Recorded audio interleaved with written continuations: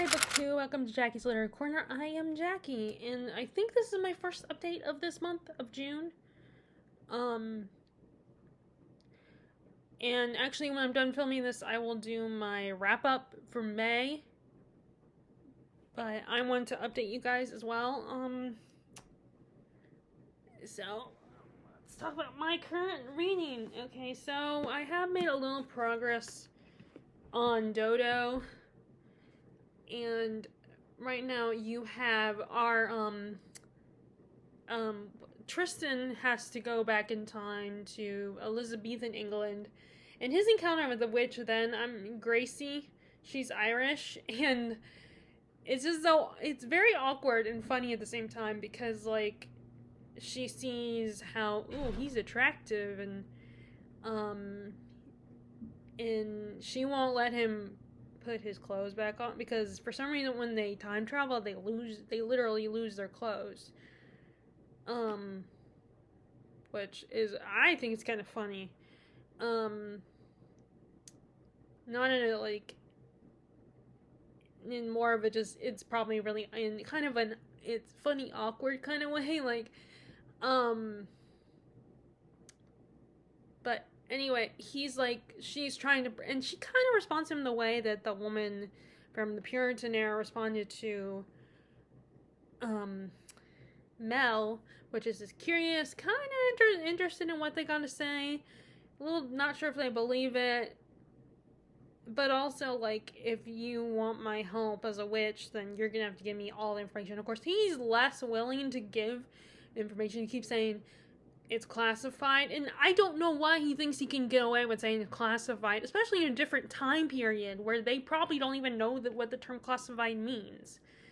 Like, you really think you're gonna get away with them being like, okay, it's classified, you know, I won't bother you about it, I'll just willingly help you. How? She doesn't know anything about it. She doesn't know if she can trust him, she doesn't know if he's a good guy or a bad guy, if he has ill intentions, so of course she's gonna be like, whatever the heck classified is, either way, if you can't tell me, then I'm not helping you. I don't blame them for being being reluctant, wanting more information, and wanting to know what they're getting into.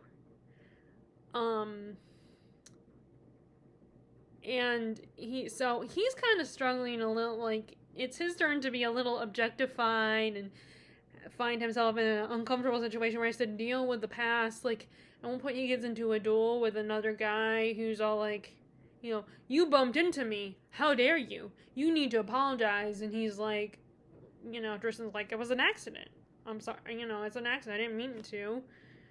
And he's like, well, that's not an apology. And we're in Gracie's head the whole time, so we're getting her perspective on the situation. There's no entries from Tristan or anything.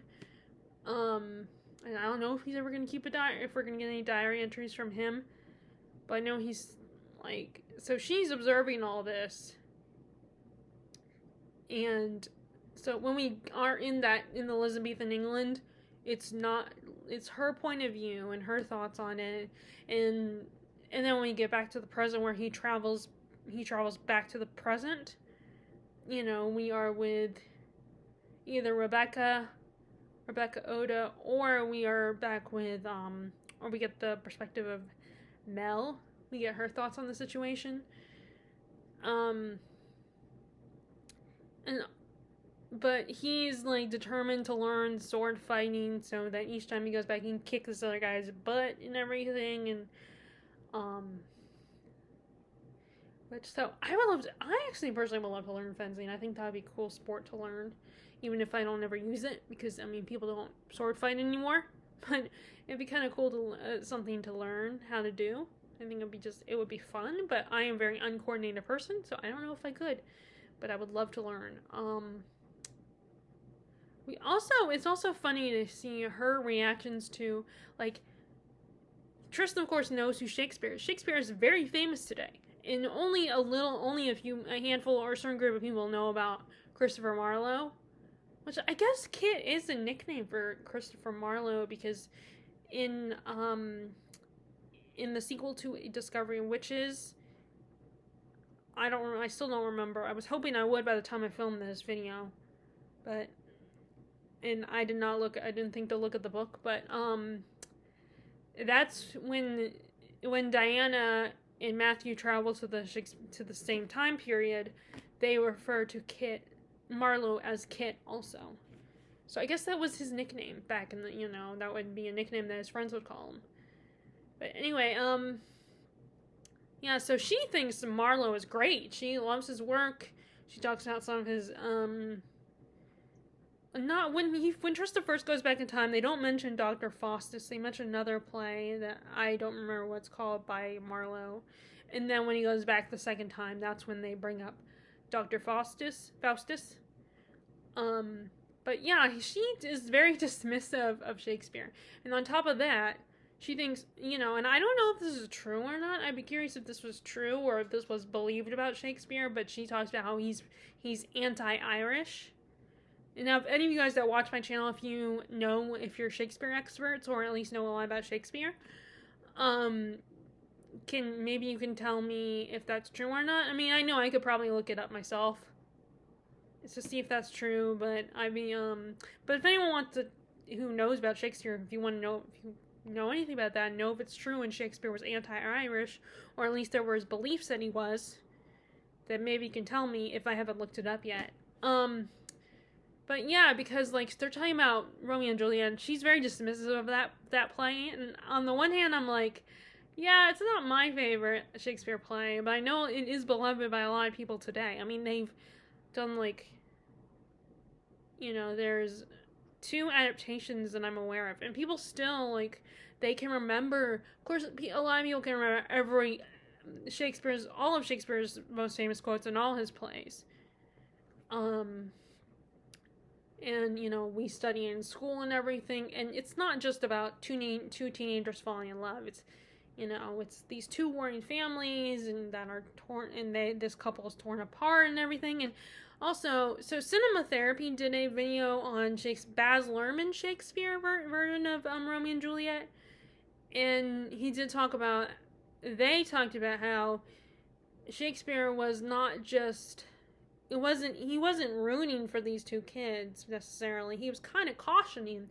It was almost a cautionary tale about how not to be, I guess, impulsive maybe is the word, or just not to rush into this romantic relationship. Don't get caught up. Be more cautious or something. It's a great episode if you watch. But look up if anyone's interested, look up Cinema Therapy. They do a lot of great, where they talk about, it's not a book one, it's talking about, they're a movie channel. They talk about movies and stuff and give a therapeutic take on the lessons you can learn from movies. Because one of them is Jonathan Decker is a licensed therapist. So it's a fun channel. But anyway, back to this.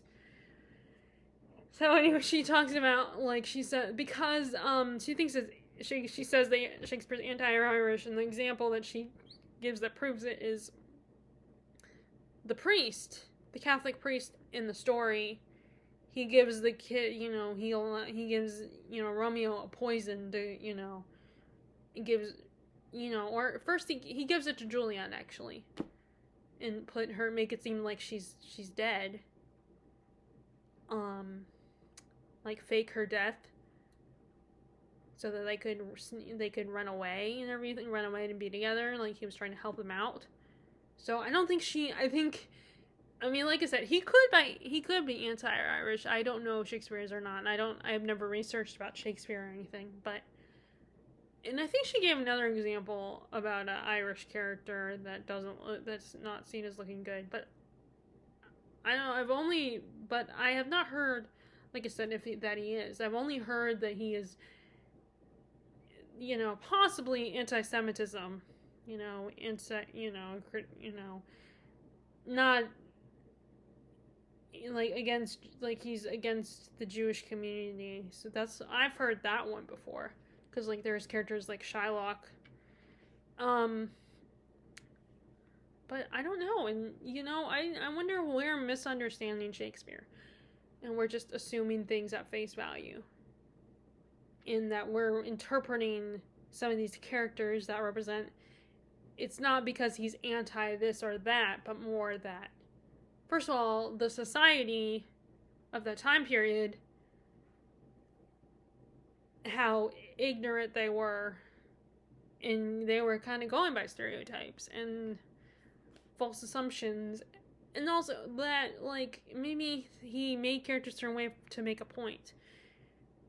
Granted, I don't know for sure. That's just my, opinion. I do have a limited experience, and maybe I'm completely wrong. But anyway, I just thought that whole part was kind of funny, how her, like, rant about Shakespeare and not understanding why, like, Tristan knows about Shakespeare, but he doesn't know about Marlowe. I thought that was really funny. So yeah, that's kind of where I am, and I think he just came back again to the present day. And now the only reason he went, to go back was actually because the spot where they're gonna bury the book that Mel has to get from the Puritan times, because it's so much easier to get access to that book back in the Puritan era. There was the spot where they bury it, there was a sugar factory that sprouted up.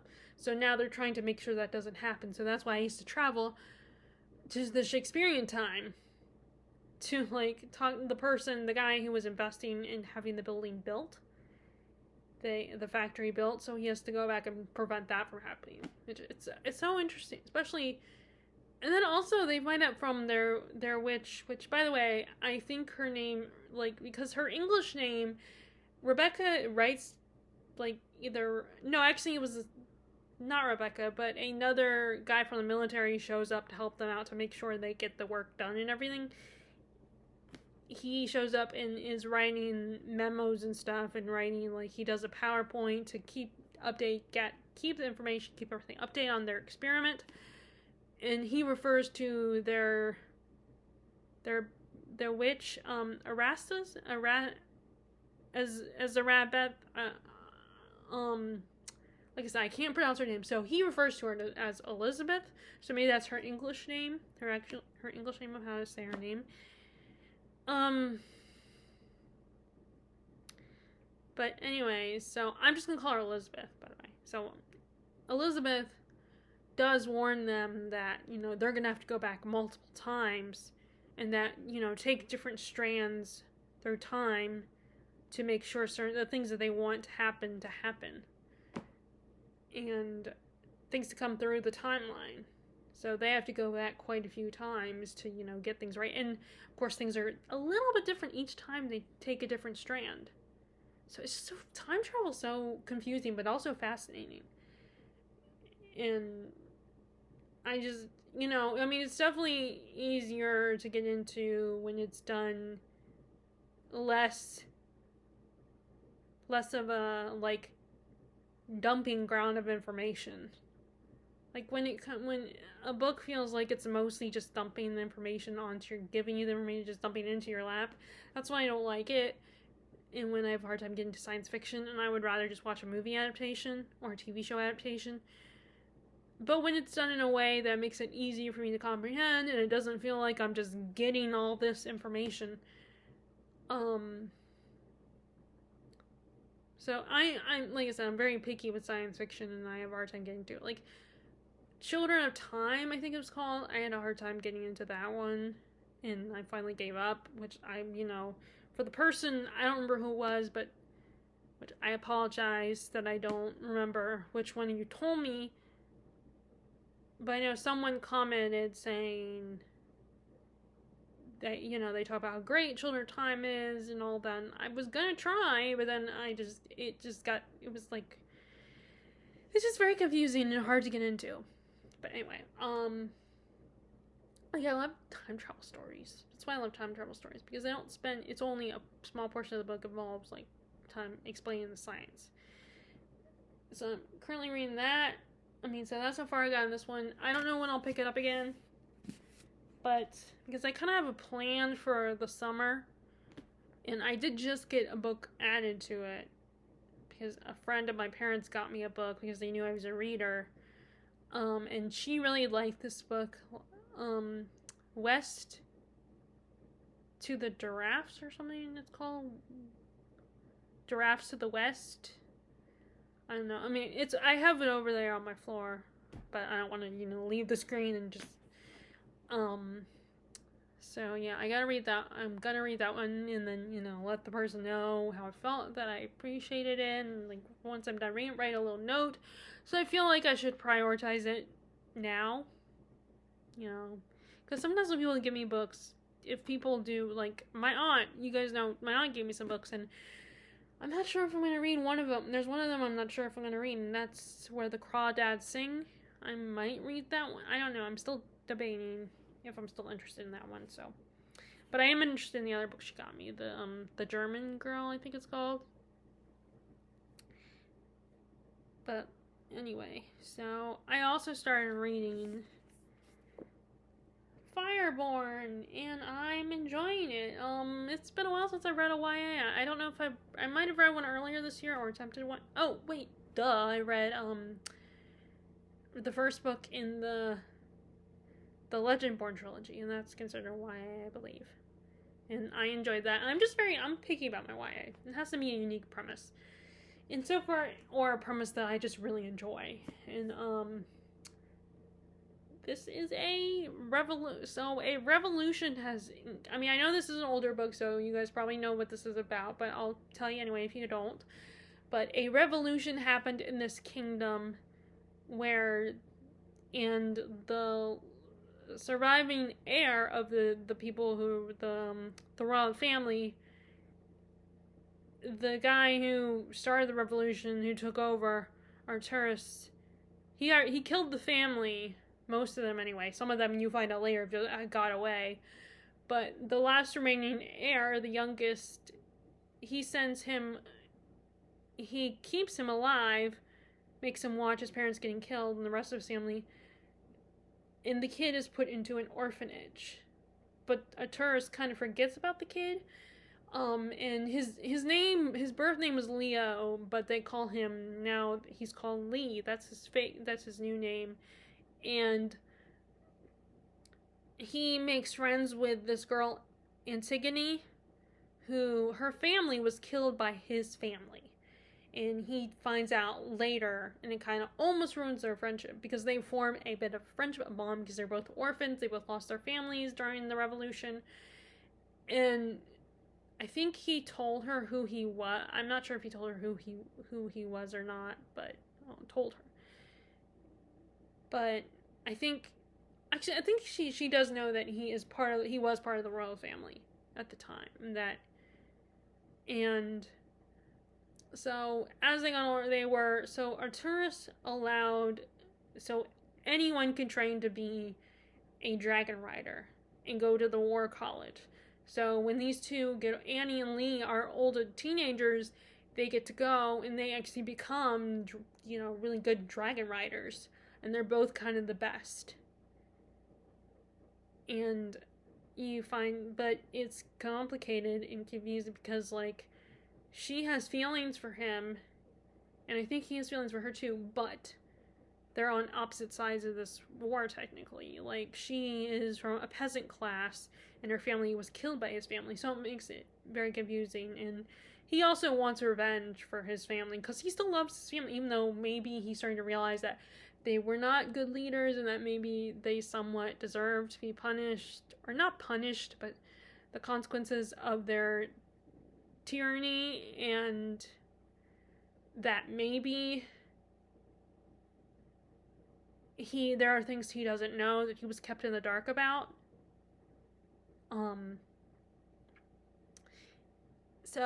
But he still, it's still his family. He still loves his family. His family was killed. So, of course, he still feels loyalty, and he still loves them and misses them and wants to get revenge.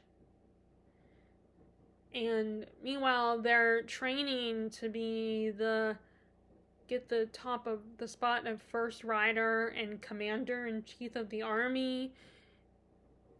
And it's the two of them against each other. So it's one of these where they have to decide whose side they're on. And it's a really cool, I like what I'm getting. There's not a lot, I mean, it's not completely explained, but there's a lot of hints and a lot of, you're kind of thrown into the story, into this world. You're not, things aren't explained to you, and they're not good on the, Rosario Munda is not explain, is not going to give, hold your hand and give you all these details about this world and everything. And it's just, so you're kind of, trying to figure out along the way, figure out the rules of this world, how this all works, what happened. And for me, I believe it's more, there's a reason that she's not just because she's not going to hold your hand, but also she's going to we're slowly going to find out everything and then begin to understand it. Because, I mean, this is only the first book. And just in the dynamic of Lee and Annie is really intriguing, because it's like there's so much tension, there's feelings between them, and they are kindred spirits in a way, and they form a bond, but they also have this complicated situation of they're kind of enemies. They were meant to be enemies. And they're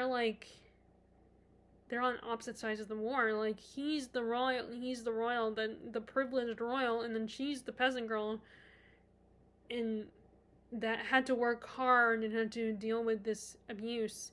But he's also not going to turn, it's still his family, he still loves his family, and he still has a great relationship with them, a loving relationship.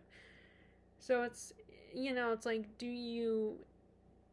how do you acknowledge that your family were not great, were not perfect, and that you were very fortunate in that your situation, your family were not the best leaders, and there were people that were hurt under their leadership.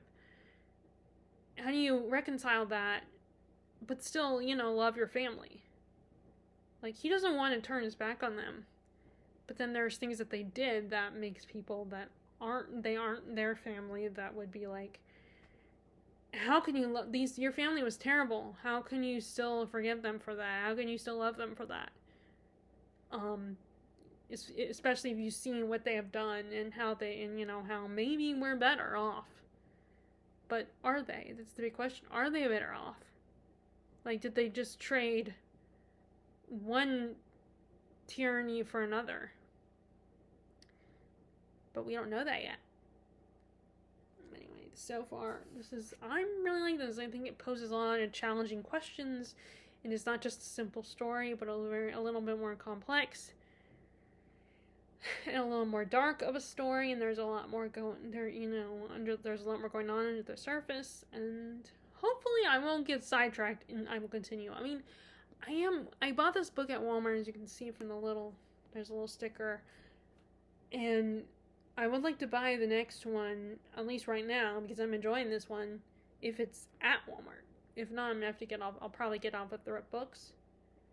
Which, by the way, yes, it has sprayed edges, which I think was really funny, especially because that's all it has, it just has sprayed edges. There's nothing else, about it, that there's no like sketches in the book or anything. The cover is basically the one you see the same cover you always see, unless you got because I know there was another cover of this when the book first came out. But I mean, and it's a pretty cool cover. I mean, especially looking at it a little bit up close, the design is really cool. And I have seen the other cover, and I definitely think this one is a little more at least in my opinion, I like this one better. But anyway, so I don't see what was the point of giving it sprayed edges and calling it it's only at Walmart, the exclusive edition. It's not. A lot of these businesses that sell books, they might have their own exclusive edition that does the same thing. They might have extra stuff. Like, if it's an actual bookstore, then they'll probably do extra stuff. But, or at least I think so. I hope. But the fact that I think that's just greed if you are like, oh, it has sprayed edges, and it's our own exclusive edition. And like I said, my theory is that maybe the books, they got some extra books, extra copies of this book, and they were already sprayed, so they just slapped a sticker on here and said it's an exclusive edition because it had sprayed edges, which is all it has. Not that this was super expensive. I mean, it's still Walmart. Still Walmart prices, but anyway. But yeah, I think this was silly. This was stupid to spray and be like, it's an exclusive edition. It's not exclusive. Other stores have sprayed edges, books that with sprayed edges.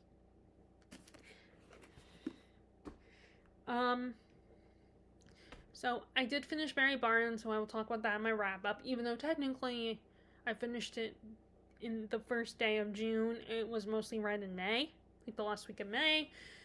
Which I was trying to squeeze it in and finish it by the end of May, but it did not happen.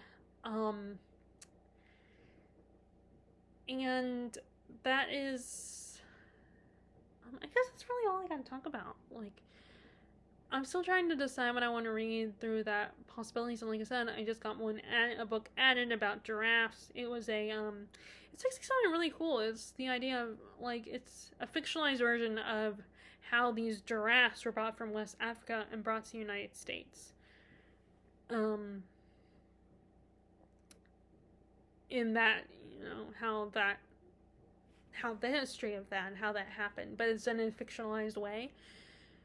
So it sounds really fun. Like, if you like stories about animals, I'm sorry I can't remember the title, but anyway, maybe,